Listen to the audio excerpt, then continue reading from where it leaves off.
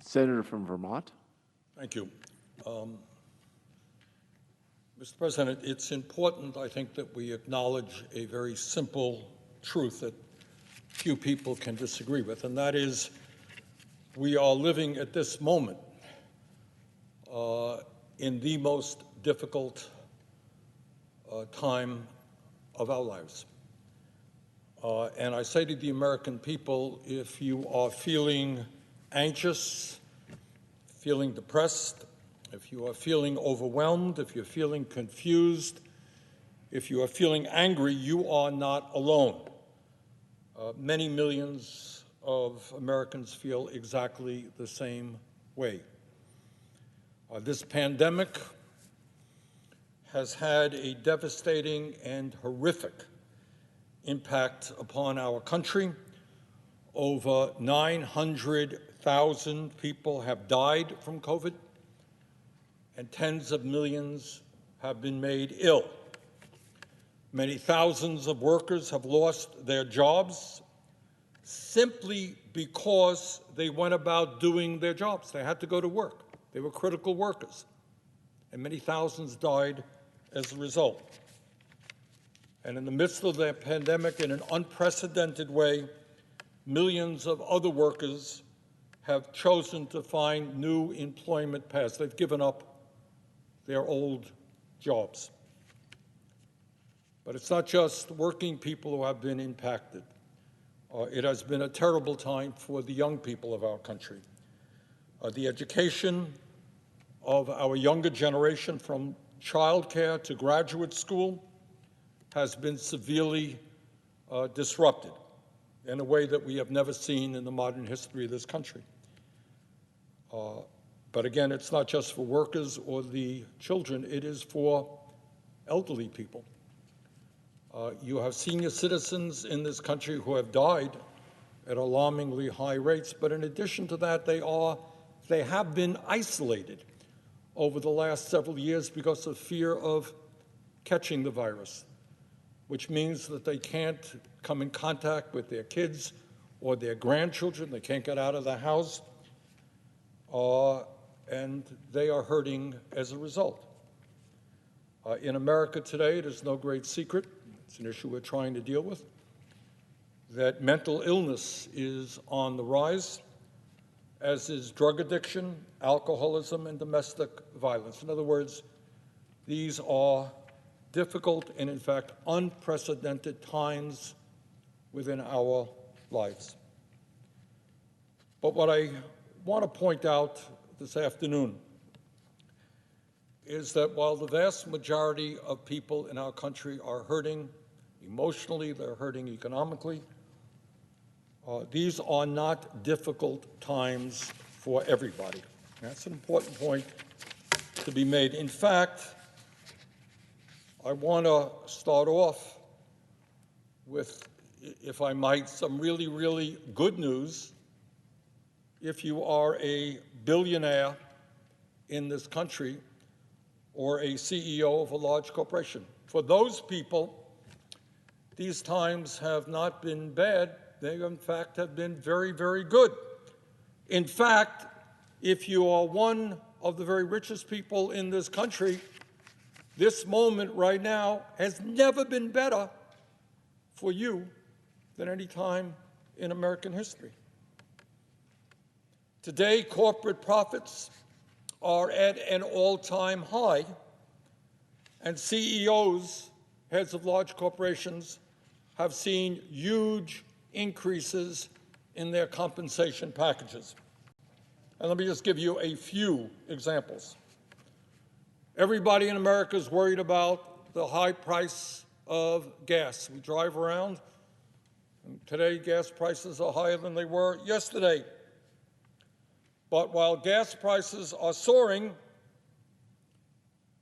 shock of all shock, oil company profits are now higher than they have been in over 7 years. Gas prices are soaring, and guess what? Large oil companies are making huge profits. In fact, in the last quarter, ExxonMobil, Chevron, Shell, and BP made nearly $25 billion in profits in 1 quarter. Gas prices soaring, profits of the oil companies soaring as well. But that's not all. Everybody is worried about high food prices. Many senior citizens living on fixed incomes go to the grocery store and they get very upset about seeing increased prices in meat and vegetables and everything else. Well, turns out that the food industry is also enjoying huge increases in profits. In fact, Kroger, one of the largest grocery store chains in America, made a record-breaking profit of some $4 billion in 2021, while its stock price jumped 36% in the past year. Its CEO got a 296% pay raise over the past decade, and they have been able to spend $1.5 billion on stock buybacks and dividends to enrich their wealthy shareholders. Food prices soaring, and yet company after company in the food industry are making huge profits. For the people on top, the good news is that it is not just that corporate profits have never been better. That's good news. But even better for them is that CEO compensation has never been higher. You know, there was a time way back in the 1950s when I was growing up when CEOs did very, very well. They made 20 times more than their average worker. Well, if you are a CEO, the good news is those days are long gone when you only made 20 times more than your average workers. Today, as I am sure the CEOs of this country know, they are now making 350 times more than what the average worker in America makes. 350 times more. Talk about greed.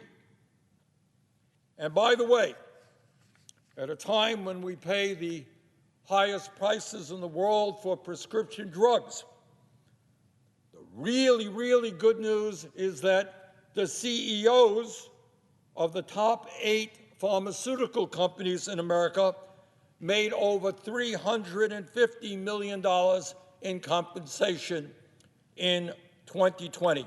Got that? 8 CEOs of the drug companies who charge us the highest prices in the world for prescription drugs made $350 million collectively in compensation. And if that is not good enough news for the billionaire class, let me give you some even better news. Today, the billionaire class owns more income and wealth percentage-wise than at any time in American history. As a result of a massive transfer of wealth, you know, we hear a lot of talk about transfer of wealth. Oh my God, we can't tax the rich and transfer wealth. Terrible, terrible.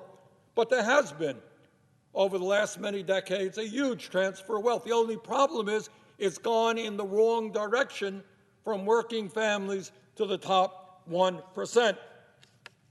And as a result of that, what we have now is that the top 1% owns more wealth than the bottom 92%. Top 1% owns more wealth than the bottom 92%. And rather amazingly, the 2 wealthiest people in America now own more wealth than the bottom 42%. 2 people own more wealth than the bottom 42%. You know, in this country, we pride ourselves in being a country that believes in fairness, that believes in justice, justice for all. It is not fair, it is not just that 2 people now own more wealth than the bottom 42% of the American people. That's wealth, accumulated income. In terms of income, what we earn in a given year, Since the Wall Street crash of 2008, the top 1% has earned 45% of all new income created in this country, okay? Got 100 people, guy on top earns 45% of all of that income. You know, Mr. President, every day, as you well know, members of the Senate and the House, they go to the floor to give congratulatory remarks to the Boy Scouts, congratulating them on their anniversary, to the kids who have done well, or the Girl Scouts, or the 4-H clubs, or sports teams. I guess we recently honored Tom Brady for his great football success. And that's what we do. Every day somebody's coming here congratulating somebody else, and that's fine. I do the same. In fact, we just congratulated some great Olympians from Vermont. But, Mr. President, maybe the time is approaching when we should offer a unanimous resolution congratulating the billionaire class for their enormous success in moving this country into the oligarchic form of society that they have long desired. Maybe we should do a UC on that issue. And by the way, Mr. President, here's another area of congratulations to the billionaire class. When we speak about oligarchy, we should all understand that we're not just talking about massive levels of income and wealth inequality. We're not just talking about the rich getting richer and the poor getting poorer. We should all understand that never before in American history have so few owned so much. And this issue, the issue of the incredible concentration of ownership in our country, is almost never talked about here in Congress or in the corporate media. And that has a lot to do with the corrupt political system that we operate under, where many members of Congress receive huge campaign contributions from these very same people. But here's an important point to make, and tomorrow, actually, I'll be doing a hearing on this as chairman of the Budget Committee. This is an issue we almost never discussed, and it is of enormous consequence. Today in America, just 3 Wall Street firms, BlackRock, Vanguard, and State Street. I suspect that many Americans have never even heard of these firms. BlackRock, Vanguard, and State Street. 3 firms manage over $21 trillion in assets. $21 trillion in assets. What does that mean? Well, for starters, it means that the amount of money these 3 firms control is more than the gross domestic product, the GDP of the United States of America, the largest economy in the world, and more than 5 times the GDP of Germany. These 3 firms, BlackRock, Vanguard, and State Street, are major shareholders in more than 96% of S&P 500 companies. In other words, what does that mean?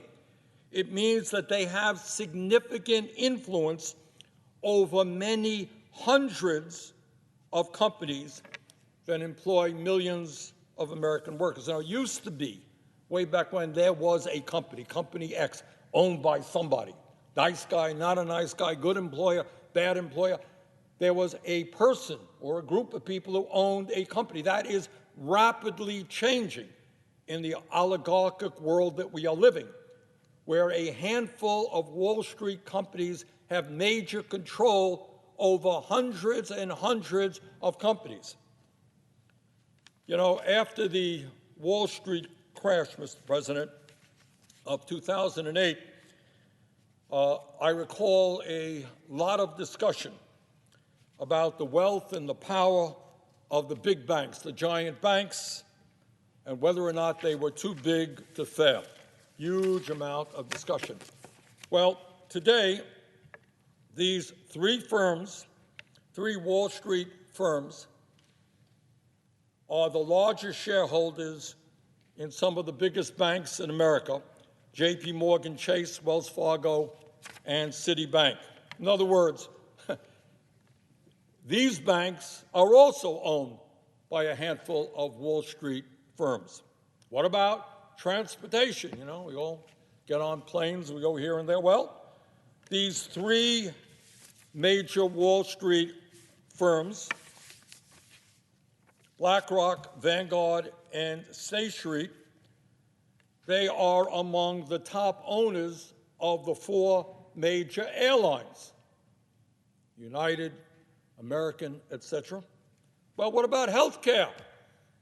What about health care? Who owns the health care industry? Well, together these three Wall Street firms own an average of 20% of the major drug companies.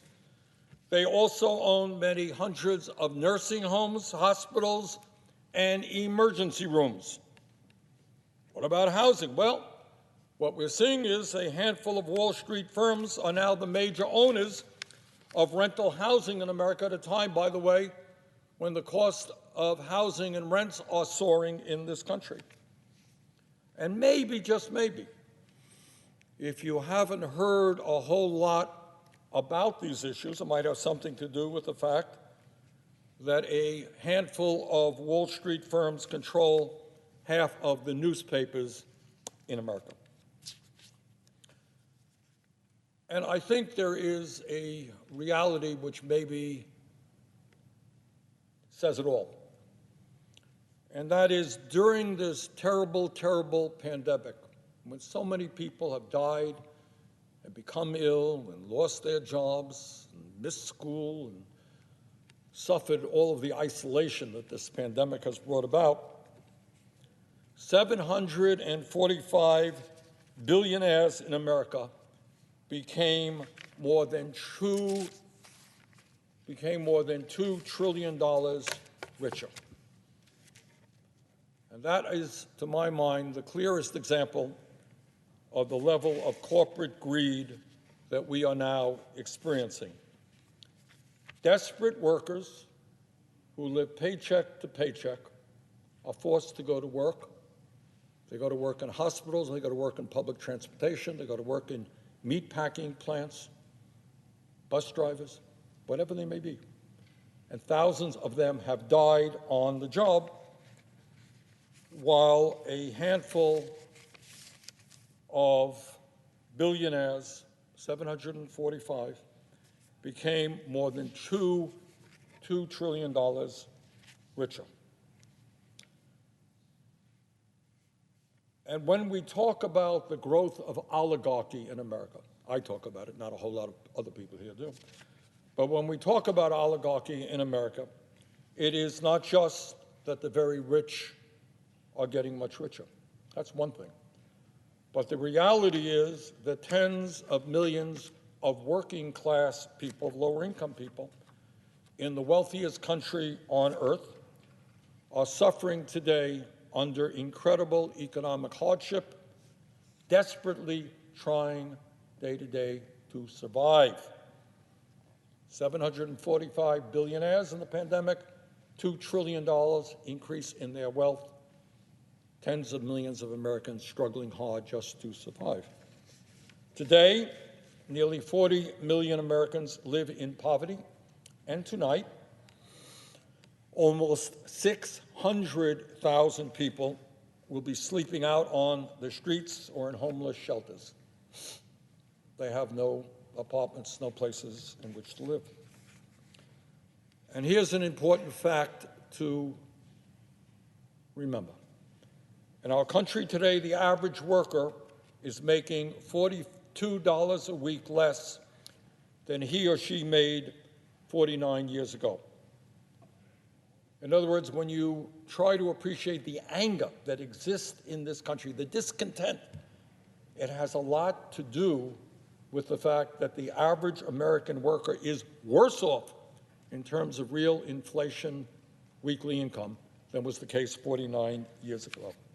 And think about that.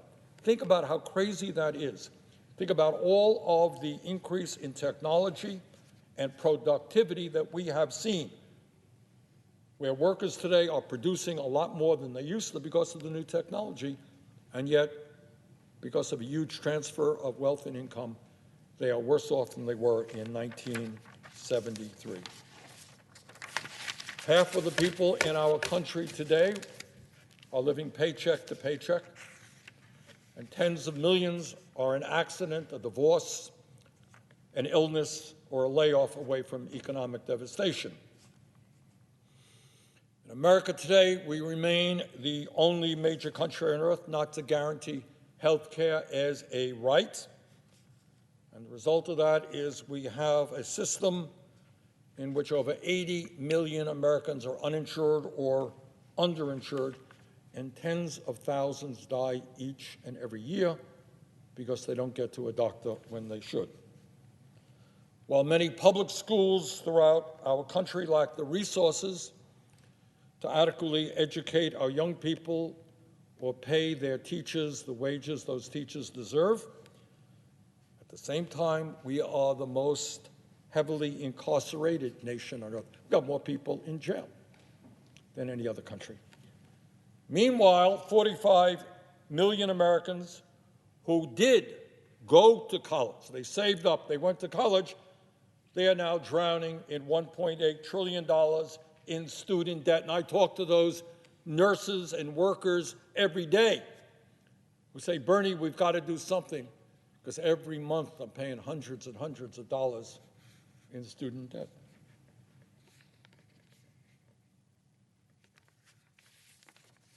And here is something else that we don't talk about. You know, we have a habit here, I'm afraid, in the Senate and the House, we talk about a lot, but often not the most important things in the country. And that is that I suspect that as part of human nature, every person in America and around the world would like to live long and happy and productive lives. It's pretty basic human nature. But in America today, the very richest people live, on average, 15 years longer than the poorest Americans. So when you talk about income and wealth inequality, it's not just like, oh, this guy has a nice house, and this person doesn't have a nice house, big car, no car. That's one thing. If you are poor in America, you are dying at a significantly younger age than if you are wealthy.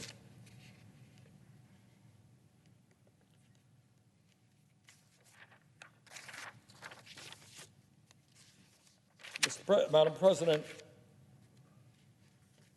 the polls seem to show that more and more Americans are giving up on democracy. They work long hours for low wages. They worry about their kids. They can't afford health care. They see their jobs going to other countries. And meanwhile, the people on top are doing better than any time in American history, and they wonder, hey, we elect these guys to the House, to the Senate, governors. What are they doing for us? Do they understand? Do they live in the real world? Do they understand what is going on in our lives? Or are they too busy going out raising campaign contributions from the rich and the powerful? I believe, Madam President, that the time is long overdue for the Congress to start addressing the needs of the American people. And I know it is a radical idea to suggest that maybe, just maybe, we should do what the American people want and not what wealthy campaign contributors want. When 83% of the American people want us to lower the cost of prescription drugs, you know what? Might be time for the Senate to do that. When 84% of the American people know there is something wrong with elderly people, can't afford dental care, hearing aids, or eyeglasses, 84%, maybe, just maybe, we may want to expand Medicare to cover those basic health care needs. When overwhelming numbers of the American people know that it is beyond absurd that some billionaires in large profitable corporations don't pay a nickel in federal income tax, maybe, just maybe, we might want to change our tax system so that the rich and the powerful start paying their fair share of taxes. When 76% of the American people understand that our home health care system is a disaster, that many elderly people and disabled people would rather stay home rather than be forced into a nursing home, maybe we should expand home health care. When we remain the only major country on earth not to have paid family and medical leave, the only major country on earth, maybe it's time that the Congress passed Paid Family and Medical Leave Act. When we have a dysfunctional child care system in which in my state, not different around the country, working parents are paying 25%, 30% of their income for child care so they can go to work, maybe we should reform our child care and pre-K system so that it is affordable to all parents in this country. And maybe, I know this is another radical idea, piece in the paper today about the impact of climate change. Sea level is going to rise by a foot in the next few decades. We're looking at drought, floods, extreme weather disturbances. Here's a really radical idea, Madam President. Maybe at a time when the scientists tell us that it is questionable in terms of the kind of planet we're going to leave our kids and future generations, whether or not it is going to be habitable or livable. I know it's a radical idea. A lot of fossil fuel money coming into this place. But maybe, just maybe, we stand up to the fossil fuel industry and tell them their short-term profits are not more important than the future of this planet. So, Madam President, we have a lot of work to do. I'm not sure that we will do it. I'm not sure that members of Congress have the willingness or the courage to stand up to the powerful special interests who control the economic and political life of this country. But this I will say, if we do not do that in terms of the economy, in terms of climate, in terms of health care, in terms of education, future generations will look back at this Congress and say, where were you? Thank you, Madam President.